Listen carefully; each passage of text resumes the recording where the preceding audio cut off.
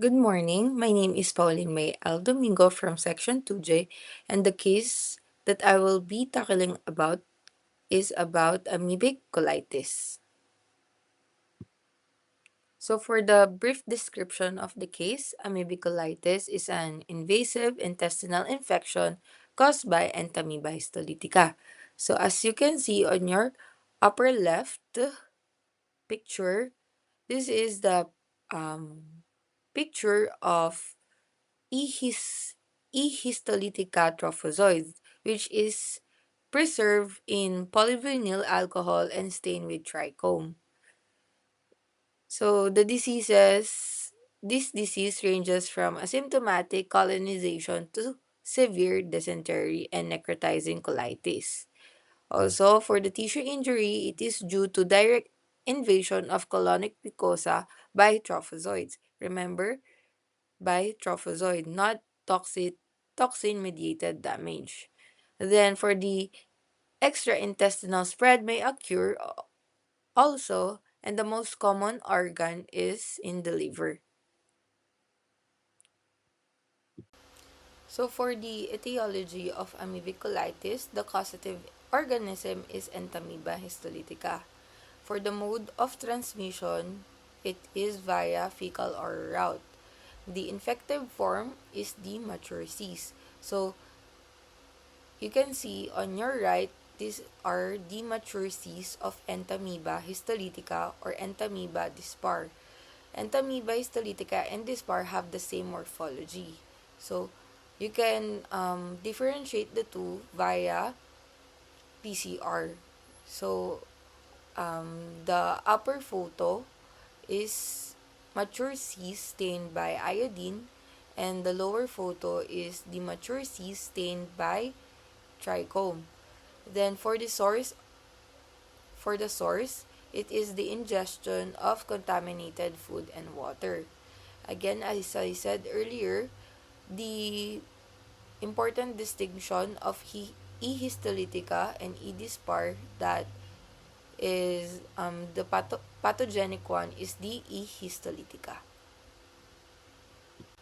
So for the pathophysiology of amoebic colitis, it is same as here in the amoebiasis, which I get from the CDC. So on your lower left, you can see the number 1. This is the cyst and trophozoid pass in the feces. So cyst and trophozoid is the diagnostic stage of amoebiasis, and as I said earlier, that the infective stage for this one is the matured cyst. So when this matured cyst ingested by a human, it will undergo excistation in the small intestine. And excistation is from cyst to trophozoids. And these trophozoids will migrate in the colon. And when this migration happen, the outcomes will be asymptomatic colonization, amoebic colitis, which is our case, and extraintestinal spread, which is the common organ is the liver. Then this trophozoid will undergo N-cystation to become a cyst. So again, excistation is cyst to trophozoid, N-cystation is trophozoid to cyst. Then this cyst will pass in the feces, and this cyst will survive and will need to infect new hosts when the new host ingested a contaminated food or water by a Entamoeba histolytica. For this slide, it is just another flowchart for amoebic colitis. So again, it starts with the ingestion of Entamoeba histolytica cyst and will undergo excistation to become a trophozoid. And this trophozoid will adhere to the colonic epithelium. And the colonic epithelium will undergo cytotoxic and will have a minimal inflammation.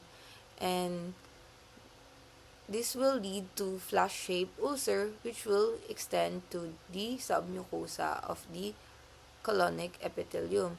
And after infecting the colon, it will undergo extra-intestinal spread, which will spread again.